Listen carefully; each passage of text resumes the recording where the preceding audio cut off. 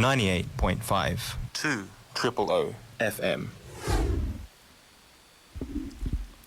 श्रोताओं, आज आप दर्पण का स्पिरिचुअल घंटा, एक जो हमारा पहला घंटा होता है स्पिरिचुअलिटी के ऊपर, उसको आप सुनने जा रहे हैं।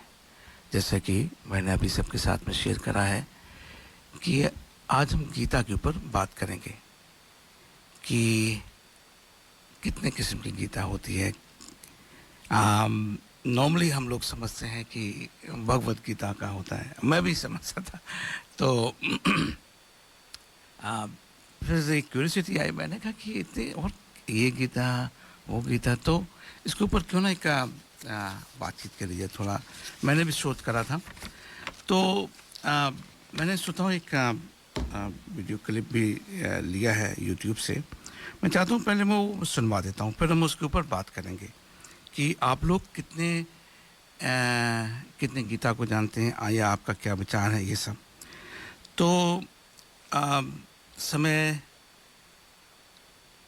शायद कम भी पड़ जाए, लेकिन हम समय का उपयोग करते हैं और इसको सुनते हैं।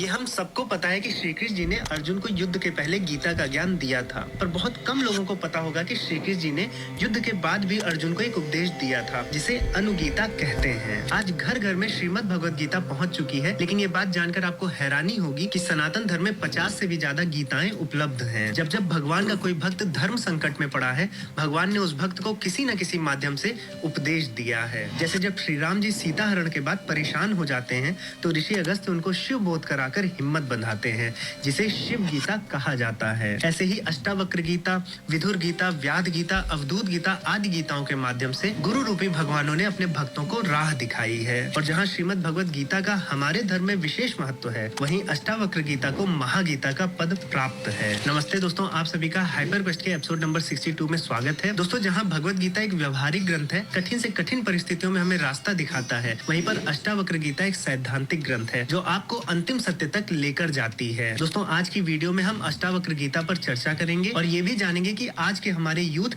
इस ग्रंथ से क्या सीख सकते हैं। तो दोस्तों, बिना किसी विलंब के आज की वीडियो को प्रारंभ करते हैं।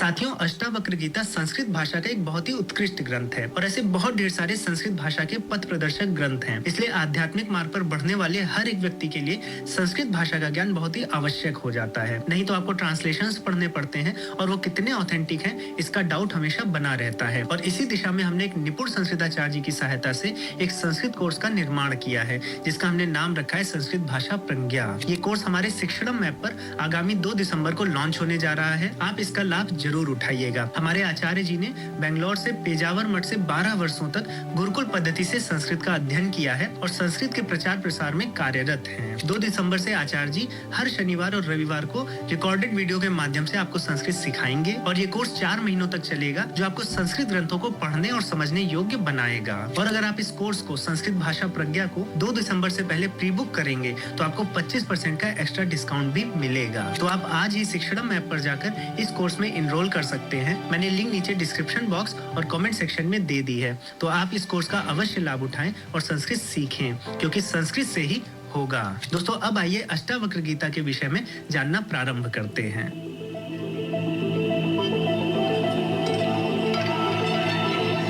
महर्षि अष्टावक्र जी 8 जगह से विकलांग थे, टेढ़े थे।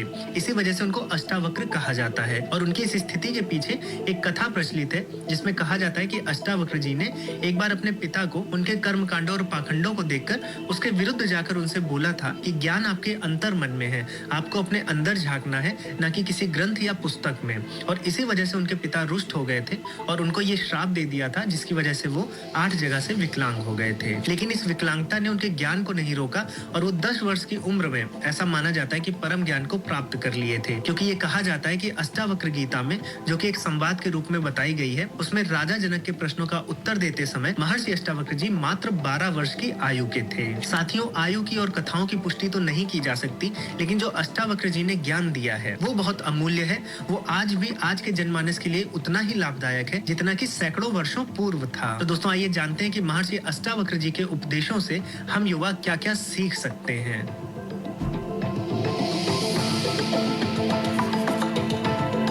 साथियों, आज हम अपने आप को स्वतंत्र करने के लिए, फ्रीडम के लिए क्या क्या नहीं करते हैं। हम अपना घर छोड़ देते हैं, जॉब बदलते रहते हैं, एक जॉब में मन नहीं लगता है तो दूसरी जॉब करते हैं, जॉब में ही मन नहीं लगता है तो स्टार्टअप बिजनेस शुरू कर देते हैं, और वहां भी जब हमें फ्रीडम महसूस नहीं होती तो सब कुछ छोड़कर हम एनजीओ करने लगते हैं, समाज सेवा करने लगते हैं। लेकिन इन सभी जगहों पर हमें कभी भी स्वतंत्रता नहीं मिलती है और इसके पीछे बहुत बड़ा कारण है। महर्षि अष्टावक्र जी ने अष्टावक्र गीता के 11वें अध्याय में, इस अध्याय को ज्ञानाष्टक भी कहा जाता है, इस अध्याय में अनासक्ति यानी कि डिटैचमेंट का महत्व बताया गया है कि अगर आपको फ्रीडम चाहिए, स्वतंत्रता चाहिए, तो किस प्रकार से आपको अपने आप को डिटैच करना पड़ेगा, किस प्रकार से इस भाव को अपने मन में जागृत करना पड़ेगा। वो 11वें अध्याय के प्रथम सूत्र में ही कहते हैं कि भाव अभाव विकारः च स्वभावात् इति निश्चयी निर्विकारो गत क्लेशः सुखेन एवोपशाम्यति। इसका अर्थ ये हुआ कि जो व्यक्ति ये जान लेता है कि संसार में जो कुछ भी होता है यानी कि भाव होना और जो अभाव है, जो कुछ नहीं होता है,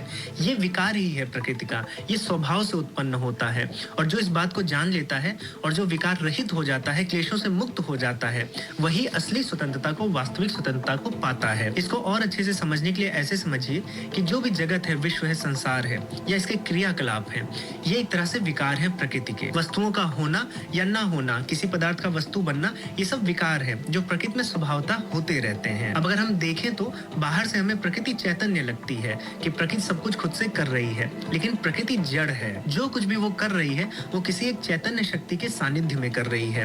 एक चेतना है जिसके समक्ष आने पर ही प्रकृति ये खेल दिखाती है।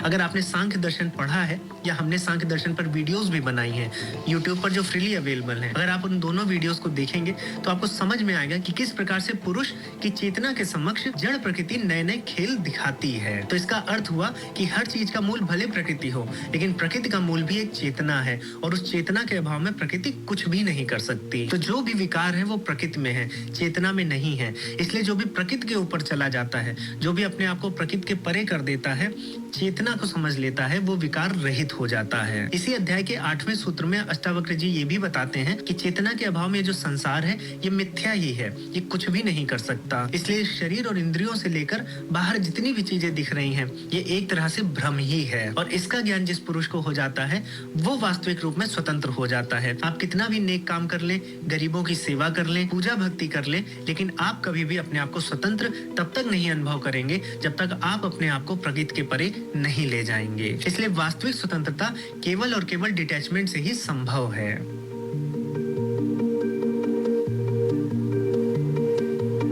साथियों, अष्टावक्र गीता के 15वें अध्याय के 12वें सूत्र में ऋषि अष्टावक्र जी कहते हैं, तात चिन्मात्र रूपो असि नते भिन्नम इदम जगत अतः कस्य कथम कुत्र हेय उपादेय कल्पना। इस सूत्र में अष्टावक्र जी राजा जनक को समझा रहे हैं कि राजा जनक, तुम स्वयं चैतन्य हो, तुमसे ये संसार है, तुम संसार से भिन्न नहीं हो।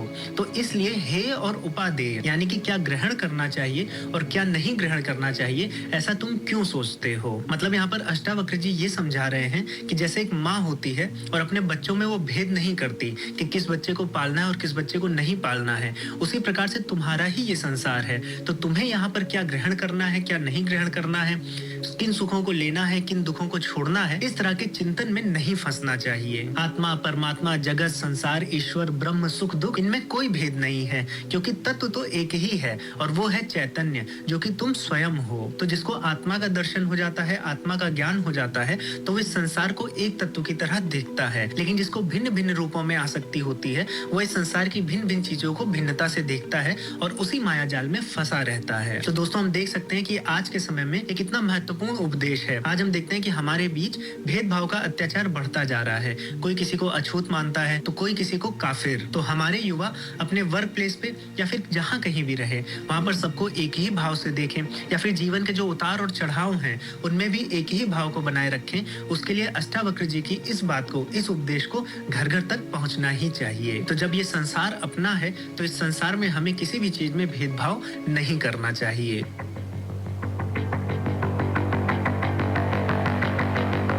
दोस्तों, आजकल के भागदौड़ भरे जीवन में किसको शांति नहीं चाहिए। हर एक व्यक्ति इस संसार में शांति के लिए हजारों उपाय कर रहा है। कभी किसी वस्तु के पीछे भाग रहा है तो कभी किसी वस्तु के। एक इच्छा की जब पूर्ति होती है तब भी उसे शांति नहीं मिलती और फिर वो दूसरी इच्छा के पीछे भागने लगता है। यहाँ पर महर्षि अष्टावक्र जी 18वें अध्याय के 66वें सूत्र में कहते हैं कि आकाश की भांति सदैव विकल्प रहित ज्ञानी के लिए कहाँ संसार और कहाँ आभास, कहाँ साध्य और कहाँ साधन। यानी कि यहाँ पर अष्टावक्र जी कह रहे हैं कि यह संसार केवल और केवल अज्ञानियों के लिए है, क्योंकि अज्ञानी ही इस संसार से कुछ पा जाने की आशा रखते हैं और फिर वो मन के नचाए नाचते हैं और अपने आप को आशाओं के नए नए जालों में उलझाते रहते हैं। जबकि ज्ञानी का मन शांत हो चुका है, उसके मन के ऊपर आशाओं का या फिर लौकिक उपलब्धियों का कोई बोझ नहीं रहता है। इसलिए उसे सुख दुख, लाभ हानि या प्रेम ईर्ष्या की अनुभूति नहीं होती है। उसे तो बस एक अनुभूति होती है जो उसने आत्मा की कर ली है, क्योंकि सुख दुख, लाभ हानि, प्रेम ईर्ष्या ये सब मन के बनाए हुए खेल हैं और उस मन को लांघकर जब वो चेतन स्वरूप को जान जाता है तो उसका मन भी शांत हो जाता है। तो यहाँ पर युवाओं को अष्टावक्र जी ये सीख दे रहे हैं कि जितना आप मटेरियलिस्टिक चीजों के पीछे भागेंगे उतना ज्यादा अशांत होते जाएंगे और अगर आपको सच में शांति चाहिए तो आपको आत्मज्ञान की तरफ भागना पड़ेगा। अपने भीतर ही झांक कर अपने शुद्ध चेतन स्वरूप को समझना पड़ेगा। इसी से मन को शांति मिलेगी और जीवन में भी शांति आएगी।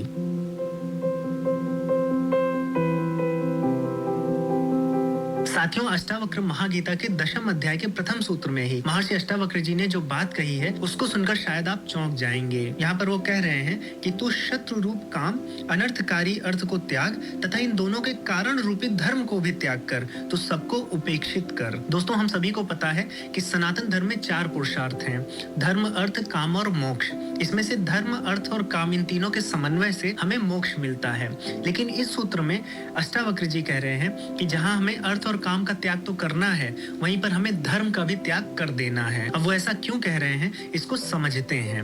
दोस्तों, अष्टावक्र जी का ये मत था कि हम धर्म पर आश्रित हो जाते हैं मोक्ष को पाने के लिए। तो जब हम मोक्ष की बात कह रहे हैं, जहाँ हमें हर चीज से मुक्त हो जाना है, तो हमें धर्म पर भी आश्रित क्यों रहना चाहिए। उनका यहाँ पर यह भी कहना था कि मनुष्य बचपन से ही, जन्म से ही हर चीज से मुक्त रहता है, लेकिन फिर वो बड़ा होते होते कर्म कांडों में, धार्मिक चीजों में अपने आप को बांध लेता है, जो उल्टा मोक्ष के मार्ग में फिर बाधा बनते हैं। इसको एक एग्जाम्पल से समझते हैं। जैसे कोई एक कार है जो आपको एक स्थान से दूसरे स्थान पर ले जाती है, लेकिन अगर आपको उस दूसरे स्थान पर उतरना है तो उस कार को छोड़ना पड़ेगा। तो यहाँ पर जब अष्टावक्र जी ये कह रहे हैं कि हमें धर्म का त्याग करना है, तो यहाँ पर वो धर्म के कर्म कांडों की बात कर रहे हैं। धर्म के कर्तव्य रूपी मार्ग से तो हम मोक्ष तक पहुंचेंगे, लेकिन अंत में हमें हर चीज से मुक्त होने के लिए उसे भी त्यागना पड़ेगा। और इसी सूत्र में महर्षि अष्टावक्र एक कदम और जाते हैं और मोक्ष के विचार को भी त्यागने का उपदेश देते हैं, क्योंकि उनका कहना था कि मोक्ष का विचार यानी मोक्ष की कामना करना भी एक तरह का बंधन है। तो साथियों, हम देख सकते हैं कि अष्टावक्र गीता में महर्षि अष्टावक्र जी ने कितना गूढ़ ज्ञान हमें दिया है। जहाँ भगवत गीता एक व्यवहारिक ग्रंथ है, कठिन से कठिन परिस्थितियों में हमें कैसे आगे बढ़ना है, कैसे उस धर्म संकट से निकलना है, उस पर ज्ञान देती है। वहीं अष्टावक्र गीता हमें अंतिम सत्य हमारे सामने उसी रूप में प्रस्तुत कर देती है। ये बहुत ही क्रूड फिलॉसफी है और ये आपके सामने सत्य को उसी के रूप में, वैसे ही जैसा कि वो है, परोसती है। तो दोस्तों, मैं आशा करता हूँ कि भगवत गीता के साथ साथ आप अष्टावक्र गीता को भी पढ़ेंगे और न केवल पढ़ेंगे बल्कि उसको अपने जीवन में उतारने का प्रयास करेंगे। और साथियों, अगर आपको संस्कृत भाषा में ही अष्टावक्र गीता को पढ़ना। श्रोताओं, ये वार्ता कैसी लगी आपको? ये हाइपर क्वेस्ट करके है, मैंने पहले भी इनके वीडियो सुनाए हैं आपको। बहुत ही सकारात्मक, रिलेवेंट आज के संदर्भ में वो बात करते हैं। ज्ञान इतना है कि अगर हम खुद ढूंढने जाएंगे तो, जिसको कहते हैं ना कि री इन्वेंटिंग द व्हील, क्यों? अगर व्हील है तो उसको इस्तेमाल करिए आप, और उसके ऊपर और उससे ज़्यादा खोज करिए, अपने आप की खोज करिए जो अद्वितीय है, जो किसी ने नहीं करी है। तो आशा है कि आपको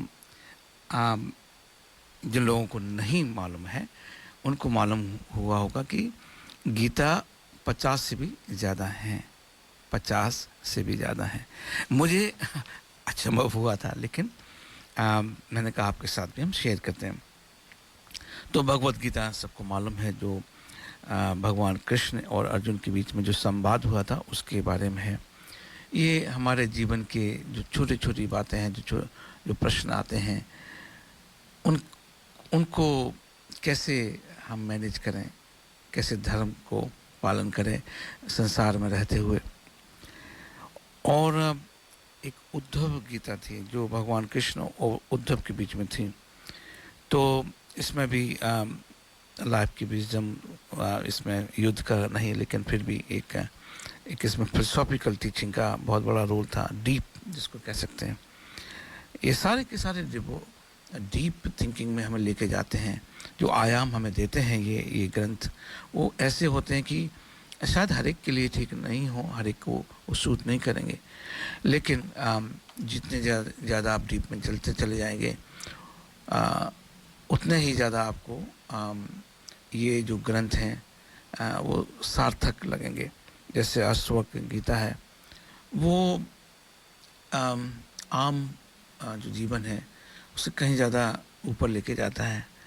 ये ऐसे नहीं है, जब हम डिटैचमेंट की बात करते हैं श्रोताओं की, कि हर आदमी को डिवोर्स ले लेना चाहिए, दुनिया से भाग जाना चाहिए, ऐसा नहीं है। आप संसार में रहते हुए भी पूरे डिटैच हो सकते हैं, ये मैं मानता हूँ। मैंने खुद इसके अपने ऊपर इसको अपनाया है। आप रह सकते हो, थोड़ी सी उसकी प्रैक्टिस होती है, लेकिन मैंने पाया है कि आप रह सकते हो। आप सब भूख करिए, सब कुछ करिए, लेकिन उसके बावजूद भी आप अलग रह सकते हैं।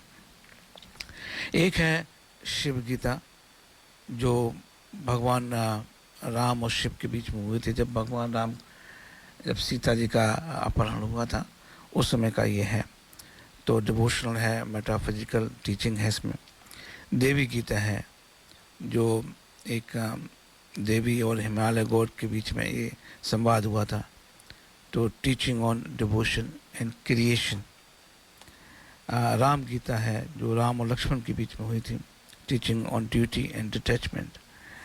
गुरु गीता है, जो शिव और पार्वती के बीच में हुआ था, importance of Guru disciple relationship. तो ये भंडार है, ये ऐसा भंडार है जो, इसकी कसौटी अगर मैं बोलूँ तो ऐसे है कि जो आपको आप तक पहुँचाए, वो सबसे बड़ा ग्रंथ है। और ये सब पढ़ने के बाद में अगर आप अपने आप से बात करना शुरू करते हैं, हाँ आप सही सुन रहे हैं, आप अपने आप से बात करना शुरू करते हैं। श्रोताओं, कितने लोग हैं जो अपने आप से बातें करते हैं, अपने लिए समय निकालते हैं? सोचिएगा। वो नहीं कि हम गाना गा रहे हैं, गाना सुन रहे हैं, अपने आप से कर रहे हैं। वो एक माध्यम है, उसको मैं कम नहीं मानूँ, कम से कम आप अपने लिए कर रहे हैं कुछ, लेकिन एक खामोशी, शांति के साथ में अपने आप से बात कर रहे हैं। बड़ा डरावना होता है, कभी कभी बहुत मुश्किल होता है कि कुछ ना करना। क्या किसी ने ऐसा करा है कि जिसको कह सकते हैं कि हम कुछ नहीं कर रहे हैं? जी, हम कुछ नहीं कर रहे हैं। मुझे बताइए, मेरा नंबर है 0421-590-791, और अपने विचारों को शेयर करिए। ये मैं मानता हूँ कि हर एक व्यक्ति वो इसको, तो हमारे चेतन जी फ़ोन कर रहे हैं, चेतन जी का मैं फ़ोन लेता हूँ। चेतन जी नमस्कार। नमस्ते।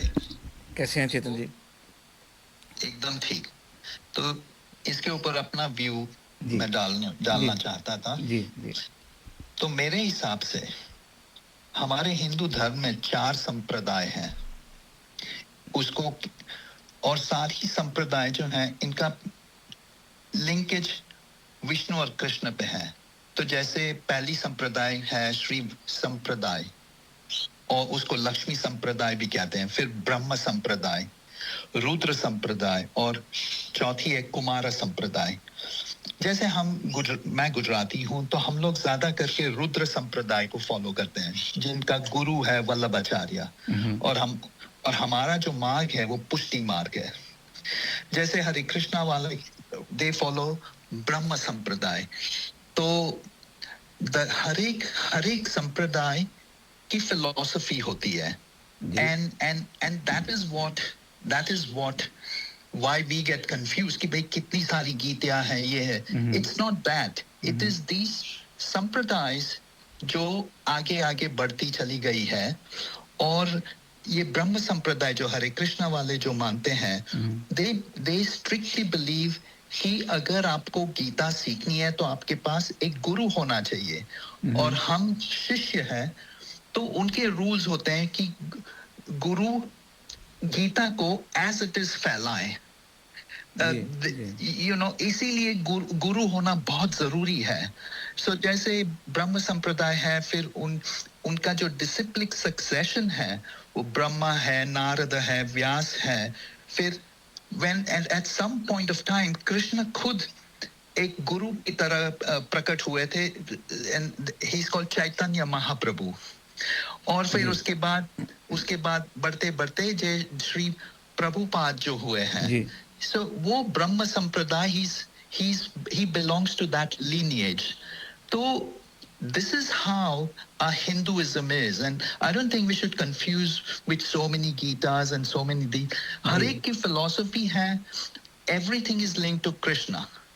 तो ये बात है मेरे हिसाब से। तो it becomes very easy once you understand this।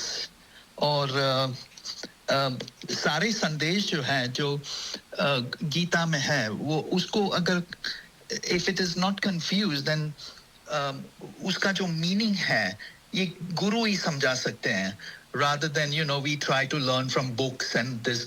गुरु से मोटिवेशन भी मिलता है। और एक प्रश्न आता है चेतन जी कि गुरु किसको चुने, कहाँ ढूंढे? नहीं, मतलब ये जैसे there are so many temples and there are so many people who claim कि भाई गुरु, लेकिन सही गुरु वही है जो इस lineage को follow करता आया हुआ है।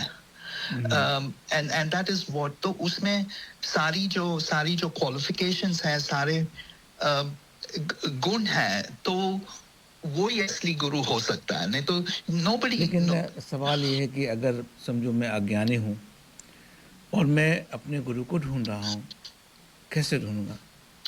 It is very similar। कोई कंपनी है, टाटा कंपनी है, बिरला कंपनी है, रिलायंस कंपनी है, they are reputed people, right? तो वैसे ही कि जैसे अभी बैप्स है, हरे कृष्णा है, these are established institution which has been going on for कितने साल वो आगे बढ़ती गई है। तो कुछ तो होगा, कुछ तो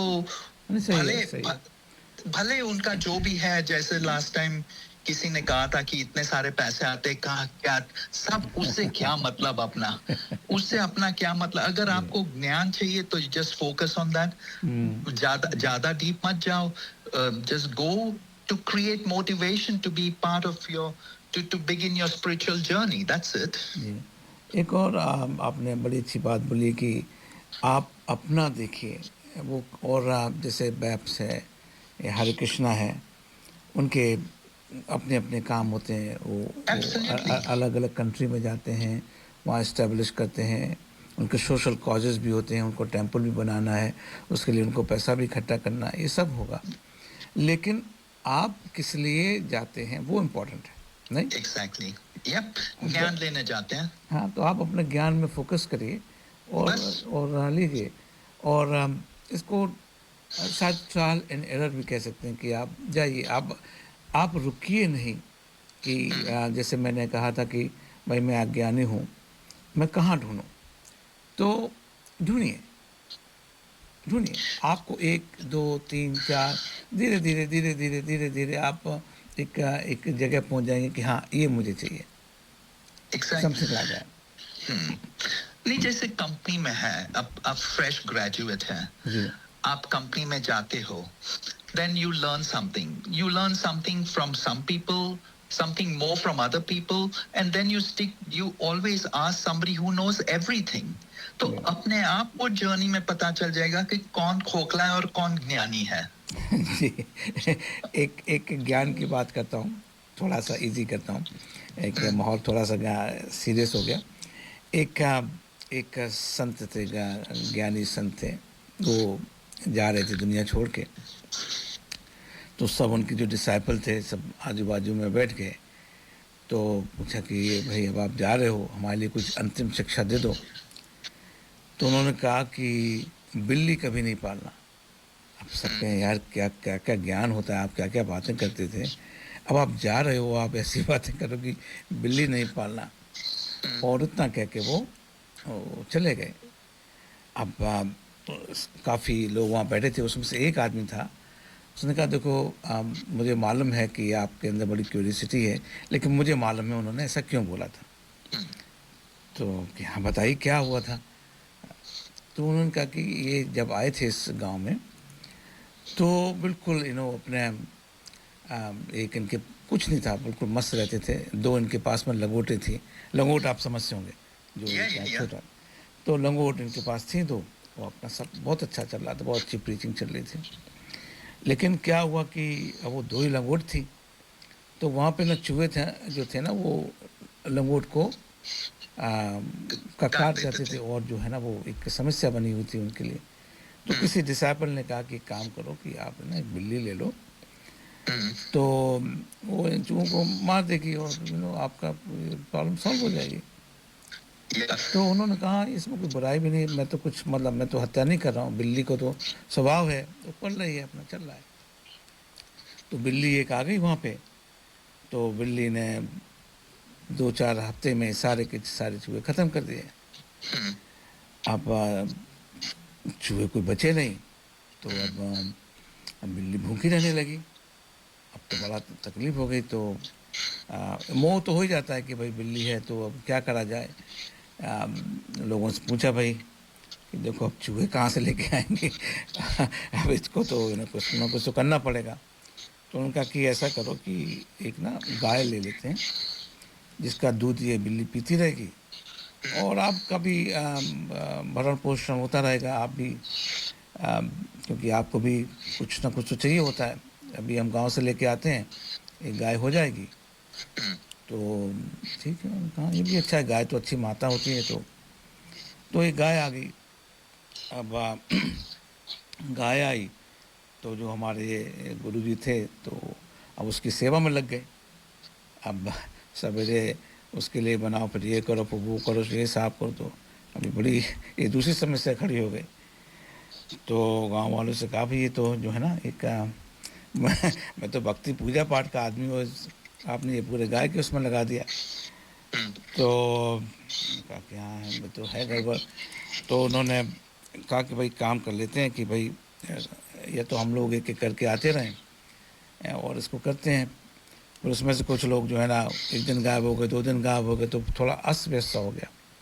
तो किसी ने सजेस्ट करा कि एक काम कर लेते हैं कि एक विधवा है गांव में, है ना, उसको रहने का कोई वो नहीं है, और वो एक गाय की सेवा भी कर लेगी, और अगर हुआ तो आपके लिए खाना वाना भी बना देगी, खुद भी खाना खाएगी और आप भी रहिए, और गाय की भी सेवा हो जाएगी, बिल्ली भी ठीक, सब कुछ अच्छा हो जाएगा।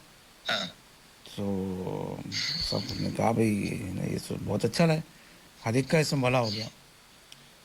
तो वो विधवा आ गई और वो रूटीन शुरू हो गया बाबा जी का। और फिर सब रूटीन से ठीक हो गया, उनका भी भक्ति शुरू हो गई। लेकिन कुछ दिनों बाद में वहाँ पे जो है ना कुछ लोग आए कि बाबा जी कुछ जो है ना र्यूमर चल रहे हैं गांव में कि ये जो है ना आप लेडी के साथ में ऐसे रह रहे हैं, ये सब वो खाना भी बनाती है, आपकी सेवा भी करती है, तो बड़ी समस्या खड़ी हो गई। तो उन्होंने कहा ये तो सारा बड़ा मुश्किल हो गया। तो किसी ने सजेस्ट करा कि जो है ना आप एक काम करो, क्यों ना उसके साथ में शादी कर लो, और शादी हो जाएगी तो किसी का हर एक का मुंह बंद हो जाएगा कि भाई ना वो रह रही है सब।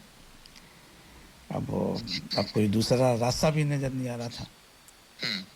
तो उन्होंने फिर उस विधवा से शादी कर ली। अब शादी हुई तो फिर वो बच्चे और वो पूरा पूरा तमाशा हो गया। तो अब एक बिल्ली के चक्कर में एक बिल्ली के चक्कर में सारा का सारा जो है ना गड़बड़ हो गया। तो ये जो उन्होंने सीख दी कि भाई कि बिल्ली नहीं पालना। अब इसके हर एक के लिए अपने अपने इसके आशय हो सकते हैं। तो ये जो जीवन में हम कई काम ऐसे करते हैं जहाँ से श्रृंखला शुरू होती है, तो इसका एक शेर है, एक कदम उठा था उम्र शौक का, एक कदम उठा था उम्र शौक का, या मंजिल तमाम उम्र मुझे तलाशती रही। कभी कभी वाह। जीवन में हम एक ऐसा कदम उठा लेते हैं और फिर मालूम पड़ता है कि अरे जाना तो कहीं और था, और और आज चले आज कहीं जी गए। आज जीवन के आखिर मोड़ पे हम खड़े हैं, और जो मैं सच्चाई में करना चाह रहा था वो तो हुआ ही नहीं, वो तो निकल गया हाथ That's से। right. एग्जैक्टली नहीं तो यही बात है कि ये जो सारी चार संप्रदाय हैं सबकी फिलॉसफी इज वेरी सिमिलर। आप किसी को भी आप फॉलो करें वो ज्ञान तो मिलता ही है उससे आदमी की he all definitely progresses in his spiritual life। तो यही है। तो जो भी गीता पढ़े कौन सी भी आपके संप्रदाय की आपके हिसाब philosophy- से चेतन जी स्पिरिचुअलिटी क्या है? मेरे हिसाब से I think it's more awareness. Awareness of क्या? एक तरह का ज्ञान है, एक फिलॉसफी है कि लिबरेशन के लिए what is best for you. क्योंकि for example when do you know that you want to retire from life? जब आपको पता चलेगा कि यस दिस इज इनफ, जो भी मटेरियल वर्ल्ड जो गेन करना था कर लिया, you should know what is enough for you. And once you know what is enough for you, then don't look back. Follow the path of spirituality. ये मेरे हिसाब से तो स्पिरिचुअलिटी व्यक्तिगत है या सामाजिक है? it's व्यक्तिगत। It is, you know, किसी को लिबरेशन डिवोशन से मिलती है, किसी को लिबरेशन कृष्ण की मैनिफेस्टेशन से मिलती है, जी। किसी को मिलती है कि यू नो किसी और तरह का डिवोशन करके उनको खुशी मिलती है। लेकिन हर एक को ये जो मटेरियल वर्ल्ड से अलग होके स्पिरिचुअलिटी की तरफ आदमी, जैसे लास्ट टाइम आपने ओशो का प्ले किया था, basically his message was so similar, go with the flow, do not look at the past, don't worry about the future, and just go with the flow। वो संदेश क्या था? वही तो था कि अपने now you have earned enough, your responsibilities are over, now you go towards the path of liberation। क्योंकि you know वही सुख है, वही mental peace है, is what I believe। तो जो आपने कहा है कि व्यक्तिगत होता है स्पिरिचुअलिटी, है ना? तो इसका मतलब बिल्कुल ये हो जाता है कि आपकी अपनी स्पिरिचुअलिटी है, वो आपको खुद ही तलाश करनी, कोई और नहीं कर सकता है। क्या हम इस बात से एग्री करते हैं? जैसे year 12 हुआ किसी का, now somebody wants to go in the science stream, commerce stream, arts stream, जैसे होता है। तो जैसे हमको पता चलेगा enough of materialism कि now I have to choose which path I want to go to, continue in the material world, continue in the spiritual world, or a mixture of both। So it is up to the individual, is what I believe। But everyone loves mental peace, तो इससे mental peace जरूर मिलता है। And that is why, so that is what I think। बिल्कुल अच्छी बात आपने बोली कि मेंटल पीस होता है, लेकिन श्रोताओं हर एक का अपना अपना होता है। जब भी हम कॉपी करने की कोशिश करते हैं ना चेतन जी, वहाँ पे बड़ी तकलीफ होती है, वहाँ अंतर्द्वंद शुरू हो जाता है कि आप क्योंकि आपका इनहेरेंट जो नेचर है वो अलग होता है। आपके जो अंदर जो है, जैसे अभी हमने बात करिए कि स्पिरिचुअलिटी हर एक की अपनी अपनी, हर एक आदमी स्पिरिचुअलिटी अलग तरीके से देखता है। अब जैसे किसी की स्पिरिचुअलिटी सेवा में होती है। नहीं, जैसे आई यूज्ड टू रिमेंबर जो दादी थी, when she became older, she was completely devoting Krishna. जैसे रोज उनको सिंगार चढ़ाया, छोटे छोटे लड्डू बनाती थी, and then she would spend roughly from 8 o'clock to 12 o'clock she would be doing that। उसमें she was out of this, you know, in the olden days, we all used to live together.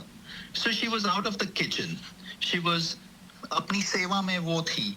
Daughter in law जैसे मेरी mother है. Daughter in law से कोई argument नहीं. She was happy, everybody was happy, and she chose that path.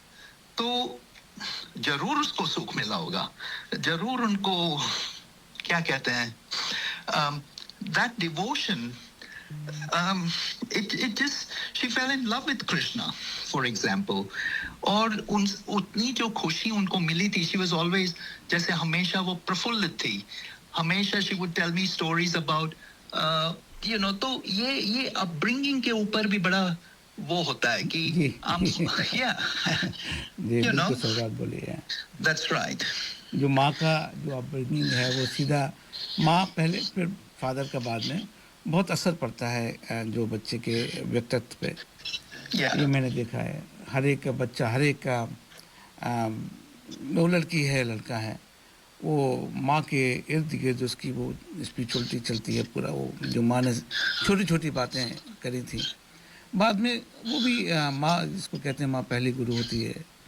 आप उसके बाद में you know father Grandmother plays also a very, very important role in this. हाँ वो ये है कि अभी ग्रैंड मदर के पास में कौन रहता है. ये क्या आज हमारी गेस्ट हैं, वो आएंगी करीब 9:45 के आसपास. स्मॉल गर्ल, तो उसने कविता लिखी है और वो फर्स्ट प्राइज़ भी उनको मिला है. अब वो इसलिए हो पाया क्योंकि जो ग्रैंड मदर होती हैं, जो दादी होती है, उनके पास में रहना. अब चूंकि वो तो हिंदी में बात करेंगी तो उससे उसकी हिंदी अच्छी हो गई और उसने कविता लिखी और बड़ी अच्छी कविता लिखी है. तो ऑस्ट्रेलिया में तो वो स्टूडियो में आने वाली यंग गर्ल है. तो जो दादी का, लेकिन समहाउ हमने आप भी 50 चीज़ें देखते हैं कि लोग अपनी माँ को अपने पास में नहीं रखते हैं. एक बड़ा सैड पार्ट है. आप आपने ना जाने कितनी स्टोरी देखी होंगी, सुनी होगी. नहीं साहब, जो हमेशा है ताली दो हाथ से ही बजती है. If the mother is good, the mother has to be good, and your wife also has to be good for them to both qualify to live together. ये गुड क्या होता है? ये गुड क्या होता है चेतन जी? In the sense, know to कैसे balance रखना है, कैसे वो करना है. When you try to enforce your idea onto somebody, there will be friction, there will be problems. You cannot impose anything on anybody to follow. वो तो Hitler की हो गई. तो देखिए चेतन जी, बहुत सिंपल सी बात है कि जैसे नथिंग कॉल परफेक्ट और राइट और गुड. ये एक, इसको मैं समझौता भी नहीं कहूँगा. मैं कहूँगा कि क्यारी है, हर किस्म का इसमें फूल है. लेट्स एंजॉय दैट फूल, लेट्स एंजॉय दैट खुशबू. हर एक फूल की अलग अलग खुशबू है, उसको एंजॉय करिए. दादी की अपनी खुशबू है, माँ की अपनी खुशबू है, बाप की अपनी खुशबू है. और आप अपनी खुशबू को बढ़ाइए. आप दूसरी की खुशबू क्या है वो रहने दीजिए. बस ये छोटी सी बात है. और मैं देख रहा हूँ कि जब आप यहाँ किसी से बात करिए चेतन जी, उनको पूछिए कि आप यहाँ क्यों आए हो, तो उनका यही होता है. ऑलमोस्ट पहला दूसरा आंसर यही होगा कि बच्चों के लिए आए हैं. फिर उनसे पूछिए भाई बच्चों को आप कितना समय देते हो. फिर कहते अरे साहब आप क्या बात कर रहे हो, मैं जितनी मेहनत कर रहा हूँ वो बच्चों के लिए तो कर रहा हूँ.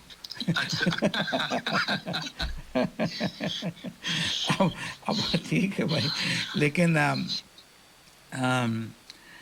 जो ये पॉइंट होते हैं वो कभी कभी लगता है कि, और फिर मालूम क्या हो रहा है कि बच्चों को समय ना देके आपने जो भी पैसा इकट्ठा करा है वो सब बेकार हो जाता है.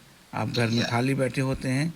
बच्चे यहाँ पे तो मालूम है आपको कि 16 साल के बाद में बच्चा सेंट्रल लिंक जा सकता है और पैसा लेके अपना, एंड क्योंकि यहाँ पे फैमिली इंस्टीट्यूशन का तो ख़त्म ही कर दिया है गवर्नमेंट ने. इतना सैड स्टोरी है ऑस्ट्रेलिया के. इस प्रयास का क्यों करा है मुझे नहीं मालूम है, लेकिन मेरा तो मानना है बहुत स्ट्रांगली कि भाई फैमिली इंस्टीट्यूशन इज़ पैरामाउंट. आप उसको स्ट्रॉन्ग ऑस्ट्रेलियन गवर्नमेंट को ये करना ही पड़ेगा, आज नहीं तो कल। एक सस्टेनेबल मॉडल नहीं है कि आपने माँ बाप का रोल ले लिया है कि हम सब करेंगे, माँ बाप इज़ नो रेलेवेंट। और माँ बाप को रेलेवेंट करना होगा, माँ बाप को अपने माँ बाप को रेलेवेंट करना होगा, करना ही होगा। हम सोशल एनिमल हैं जिसको कह सकते हो आप, कि हमें ऐसे करना ही होगा। आप अकेले में करेंगे तो उसके परिणाम देखिए क्या होते हैं चेतन जी, कि यहाँ पे हर आदमी सारा भी देखो वो डिप्रेशन में है, कोई नींद की गोलियां ले रहा है, कभी ये हो रहा है, कभी वो हो रहा है। अरे क्यों? नहीं आपके तो इस we are coming to an age where we all will be or we are grandparents. अगर हमारे पास वो जो spiritual ज्ञान होगा, only we can pass that on to our grandkids who will, जैसे मेरी दादी ने मैंने देखा हुआ है, she's been so peaceful in her last years of her life that I want to follow the same. तो वही we as grandparents, अगर हम थोड़ा सा ज्ञान लेके, if we can pass those things to our grandkids, I think your cause is done. Upadhyay ji लिख रहे हैं, धन्यवाद Pradeep Upadhyay ji. enjoying the conversation with Chetan ji, keep discussing the worthy topics. Thank you Upadhyay जी।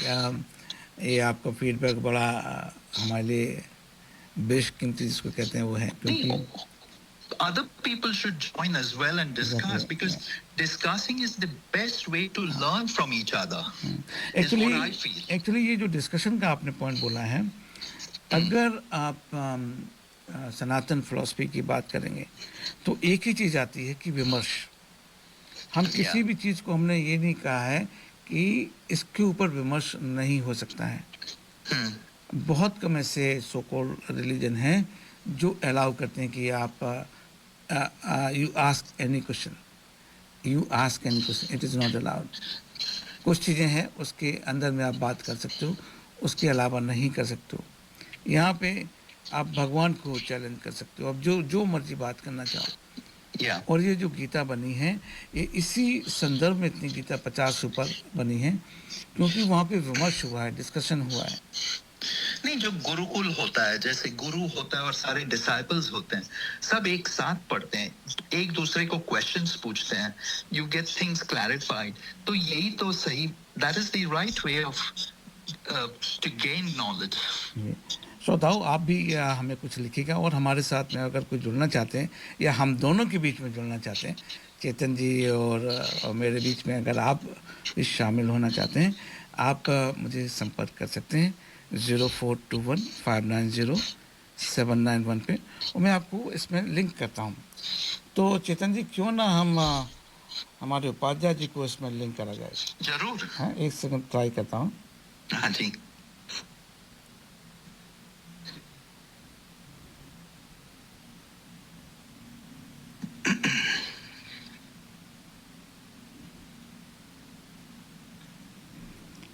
श्रोताओं, हम अभी प्रदीप जी को ट्राई कर रहे हैं, देखें।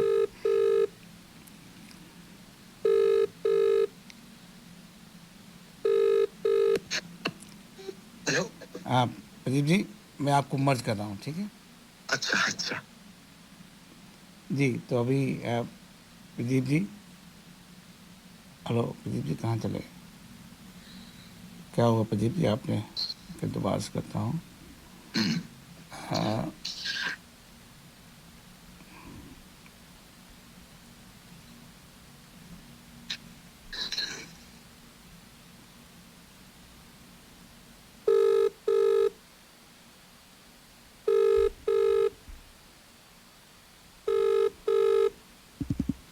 हेलो। जी, कट रहा है आपका फोन अभी, क्यों हुआ? हाँ, पता नहीं, कट गया था, अपने आप ही कट गया था। अभी हो गया। हाँ, मैंने फ़ोन का बिल तो भरा हुआ है। तो उपाध्याय जी, आप सुन रहे थे, आपने मैसेज लिखा और मैंने कहा क्यों ना आपको भी शामिल करा जाए। तो पहले तो ये है कि जो मैं बात कर रहे हैं स्पिरिचुअलिटी की और जो गीता की बात कर रहे हैं, आप इसके बारे में क्या कहना चाहेंगे? ये विषय बड़ा सा, और इसमें मेरे ख्याल से प्रत्येक व्यक्ति का अनुभव जो है वो अलग प्रकार का होता है। जी जी। तो इसका जो एक तरीका मुझको सही दिखता है कि जिसको हम लोग संस्कार भी बोलते हैं कि एक सही मार्ग पे रखना। और होता है हर एक को जीवन की अपनी परिभाषा अलग खुद ढूंढनी होती है, लाइफ का ऑब्जेक्टिव ढूंढना होता है। और जो अभी चेतन जी कह रहे थे कि वो ग्रैंड पेरेंट्स के संस्कार वगैरह होते हैं, लेकिन अब तो ये तो पुराने दौर की बात है। अब नए परिवार में तो ग्रैंड पेरेंट्स का होना इतना न्यूक्लियर फैमिली हो गई है तो वो कम ही है। तो यह एक नई चुनौती है मेरे ख्याल से। ये आपने जो बोला है कि आजकल ये ग्रैंड पेरेंट्स का एक इसका मतलब आप थोड़ा सा बताइए। लोग बाग अपनी माताओं को अपने उनको अनाथ आश्रम में छोड़ के आ रहे हैं और ये बहुत बड़ी संख्या में हो रहा है। बिल्कुल। एक गोपी गोविंद करके हैं जो आप काफ़ी वो यूट्यूब वगैरह में फेमस हैं। तो वो वृद्ध माताओं के लिए उनका वो आश्रम है और लोग आते हैं। मैं उनका कभी कभी ये देखता हूँ कि कैसे जो बच्चे हैं वो वहाँ पे खुद अपने बच्चे वो लेके, एक माँ के दो दो तीन तीन बच्चे हैं, मैं उनकी बात कर रहा हूँ। और क्या कि तो वो एक एक्चुअली शायद मैं कल ही देख रहा था, तो उन्होंने पूछा भाई क्यों तुम तीन भाई हो, क्यों नहीं एक माँ को रख सकते हो। तो साहब ये है कि तो उसकी जो वाइफ है जो लेके आया था कि बहुत उसको फिजिकल प्रॉब्लम है, तो उसने कहा कि दूसरे भाई को कि दूसरा भाई नहीं रखना चाहता है, तीसरा भाई भी नहीं रखना चाहता है। तो उन्होंने कहा कि एक जब पहले वाले को बोला कि अगर तुम्हारी वाइफ इतनी अस्वस्थ है इतना है तो आप उनको लेके आओ, अपनी माँ को लेके जाओ, उनकी सेवा करो। आप समझ रहे हैं ना बात को? हाँ नहीं मैं समझा। तो क्या है कि नहीं नहीं एक इसमें बात है, एक ये जो समाज में जिस तरीके का हो गया है कि ये बहुत गलत एग्जाम्पल पेश कर रहा है मेरे ख्याल से। क्योंकि अगर अभी माँ को ये होता है, आप जितना मर्जी बोलो कि नहीं होना चाहिए, माँ को होता है कि बुढ़ापे में बच्चे मेरे को रखेंगे, मेरी सेवा करेंगे, मेरे मेरे मेरे पास में बहू होगी, मेरे पास में मेरे नाती नाती होंगे। आई मीन इसको कैसे आप झुठला सकते हो? चलिए यतीन जी आपने जो अभी उदाहरण दिया, चलिए उसी का थोड़ा सा विश्लेषण करते हैं। आपने बताया तीन भाई हैं, तो तीन भाई क्या आपको 7 भाई होंगे, उनके भी माता पिता जो है आपको वृद्धाश्रम में मिल जाएंगे। और उसके विपरीत अगर देखें तो एक मात्र पुत्र है या पुत्री है और वो जैसी भी परिस्थिति होगी माता पिता को साथ रखेगा। तो यह जो है एक कोई इसका सिद्धांत इसका नहीं बताया जा सकता, लेकिन इसका एक इसे एक बायोलॉजिकल लव होता है यतीन जी। तो वो जो है ये बिल्कुल ये वैज्ञानिक रूप से जो है ये सिद्ध हो चुका है कि किसी भी बच्चे के प्रति प्रेम जो है वो अधिक होता है माता पिता के। उसे भी आपने उदाहरण दिया कि वो मेरी वाइफ की तबीयत खराब है इसलिए मैं उनको नहीं रख सकता माँ को। उससे पूछो कि अच्छा अपने बेटे को फिर अनाथ आश्रम में भेज सकते हो क्या, क्योंकि वाइफ की तबीयत तो तब भी खराब है आपकी। उसके लिए वो हमेशा ना बोलेगा, क्योंकि नहीं नहीं नहीं बच्चा है उसको तो हमको बनाना है और हमारा बच्चा है ये। तो मेरे ख्याल से प्रकृति ने इस तरीके का दिया है कि छोटे बच्चे को शायद बहुत अधिक आवश्यकता होती है, तो माता पिता का प्रेम उसको अतिरिक्त देता है ताकि उसकी अपनी, क्योंकि छोटे बच्चे को अगर आप अनअटेंडेड छोड़ देंगे तो वो आपकी भविष्य की पूरी एक जनरेशन जो है वो उसके लिए घातक होगा। और जो एक जो मेन जो रिप्रोडक्शन थ्योरी होती है कि कोई भी जो है वो जैविक क्रम आगे चलता रहे तो उसमें बाधा पड़ेगी। लेकिन माता पिता का ये है कि एक जो होता है कि वो एक असेट वैल्यू होती है इन्वेस्टमेंट में, आप तो जानते हैं कि they have seen their best and अब आप अकाउंटिंग पे आ गए हैं आप। I might be sounding harsh, but ये प्रकृति का नियम है। मैं उस संदर्भ में बात कर रहा हूँ, इसमें व्यक्तिगत और वो वैसा नहीं कर रहा हूँ कि ऐसा होना चाहिए ऐसा नहीं होना। लेकिन मेरे ख्याल से शायद इसी कारण इस तरीके से, क्योंकि उसका जो इम्प्लीकेशन है अगर माता पिता को आप जो है वृद्धाश्रम में छोड़ देते हैं, उसका समाज पे बहुत अधिक नकारात्मक प्रभाव उस दृष्टिकोण में नहीं है, बजाय उसके कि अगर जो है वो सारे बच्चों को आप अनाथ आश्रम में छोड़ दें उसी कारण से कि हाँ नहीं चलो हम उनको जो है वो नहीं देख सकते और हमारे समय में बाधा डालते हैं, हमारे घर में इतनी जगह नहीं है कि हम उनको रख सकें। सेम सिद्धांत बच्चों के लिए भी लागू होता है कि आपने 2 बच्चे पैदा कर दिए हैं और ऐसा नहीं हो पा रहा है तो लेकिन ऐसा नहीं होता है। हर एक के सिद्धांत जो अपने आप मतलब ये बिल्कुल एक शाश्वत सत्य है कि जो भी बच्चा अपने माता पिता को वृद्धाश्रम छोड़ के आता है उसके दिमाग में ये तनिक भी आशंका नहीं होती है कि उसका बेटा भी उसको वृद्धाश्रम में छोड़ेगा। वो ये सोचता है कि मैं अपने बच्चे के लिए इतना कर रहा हूँ, मेरा बेटा मेरे साथ ऐसा नहीं करेगा, क्योंकि जिस दिन उसको ये एहसास हो जाएगा कि मेरे साथ भी ऐसा होने वाला है तो वो अपने एक्शन को रिव्यू करेगा और शायद वृद्धाश्रम में छोड़ने की नौबत ना आए। आई थिंक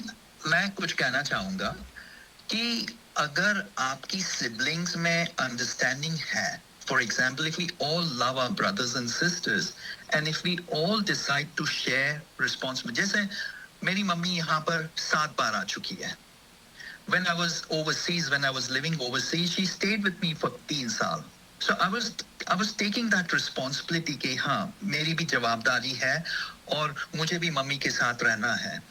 फिर when she became older, she's 96 now. When she became older, she thought नहीं अब तो मुझे मेरे घर पे ही रहना है। So we kind of have an understanding between our siblings. So she's staying at my brother's place. My sister takes care of her, her evening dinner. I take care of the 2 maids that mummy को देख रही हैं। तो हम सारे मिलके एक sibling understanding होने से it is so nice and it is going well। तो सिबलिंग्स की भी रिस्पॉन्सिबिलिटी सब सिबलिंग्स को समझनी चाहिए। तो उससे क्या है कि the weight on the shoulder becomes much less। Everybody is happy, mummy is happy, everyone is happy। तो that is how we manage। चेतन जी आप बिल्कुल एक आइडियल सिनेरियो की बात कर रहे हैं, लेकिन हम एक ऐसे स्थिति में रहे हैं जहां सिबलिंग्स जो है आपस में प्रॉपर्टी के लिए भी लड़ते हैं। तो जहां जिस लेवल की बात होगी अगर इस तरीके के सिबलिंग्स होंगे तो फिर जो है ओब्वियसली फिर वो माता पिता को देखने की बात तो फिर बहुत दूर की हो जाएगी, क्योंकि वो उन पर तो ये है कि हर एक का परिवेश अलग है और ऐसा नहीं है कि जो भाई लड़ते हैं उनके माता पिता ने उनको ऐसे संस्कार दिए थे। वो एक नया अपने आप में एक सवाल उठ जाता है कि कोई मनुष्य जो है अपने आप में अलग होता है, किसी के बच्चे 2 होते हैं, दोनों का बिल्कुल स्वभाव अलग होता है। तो एक अब उन दोनों में सिबलिंग अंडरस्टैंडिंग एक का क्रिमिनल स्वभाव है, दूसरा जो है बिल्कुल सात्विक स्वभाव का है। उनमें आपस में अंडरस्टैंडिंग की अपेक्षा रखना जो है वो थोड़ा सा मुश्किल होता है। उसमें से मेरे ख्याल से किसी एक को जो है कदम आगे बढ़ा के जो है वो सारा भार अपने ऊपर लेना होता है और यही मेरे ख्याल से मानवता का धर्म है। और इसी प्रकार से इन्हीं विरोधाभासों के तहत अच्छे उदाहरण भी हम देखते हैं, बुरे उदाहरण भी हम देखते हैं। अच्छों से प्रेरणा लेके हम आगे बढ़ सकते हैं। कुल मिला के यही होता है कि अगर आपके अंदर अच्छी भावना है और किसी के प्रति किसी दूसरे स्वार्थ की भावना नहीं है, मेरा मानना यह है कि आपके सिबलिंग जो बुरे भी होंगे तब भी, क्योंकि आप वो भी इस चीज को समझते हैं कि हमारे जो बड़े भाई हैं या छोटे भाई हैं, he has a very good intention, हमारा भला सोचते हैं। भले ही उनके पास समय नहीं है, माता पिता को नहीं रख पाते हैं, तो चलो हमको उनको आगे बढ़ के उनकी हेल्प करनी चाहिए। लेकिन कुल मिला के बात इंटेंट की आ जाती है। उपाल जी अगर मैं एक बात बोलूं कि कोई क्या कर रहा है, मान लो आपके 4 भाई हैं 4 बहन हैं, जो बड़ा परिवार पहले होता था, इतना बड़ा परिवार है मान लिया, लेकिन भूल जाइए मैं कर रहा हूँ, ये मेरी माँ है, बात ख़त्म हो जाती है। और अगर इसमें आप स्वार्थ को भी लेके आए तो मेरा मानना है कि जो आपके बच्चे हैं वो आपको देखते ज़्यादा हैं, सुनते कम हैं। आप कितने भी उपदेश दो कि भाई ऐसे करना चाहिए वैसे करना चाहिए, मेरा ये मानना है कि वो देखते हैं कि आपने अपनी माँ के लिए क्या करा है, आपने अपने फादर के लिए क्या करा है। बहुत सिंपल। बिल्कुल नहीं, बट दिस इज सॉरी हाँ इसमें एक्चुअली अभी पति पत्नी का दोनों का, क्योंकि विवाह के बाद जो हमारे यहाँ परंपरा है कि लड़के के यहाँ वो रहते हैं, तो अब उसमें पत्नी का सहयोग भी काफी इस डिसीज उसमें मैटर करता है कि वह एक दूसरे घर से आई हैं, आपके परिवार में अपने आपके परिवार को उन्होंने अपनाया है और वह अपने आपके माता पिता से कैसे अटैच करती है, उसको किस संदर्भ में देखती हैं।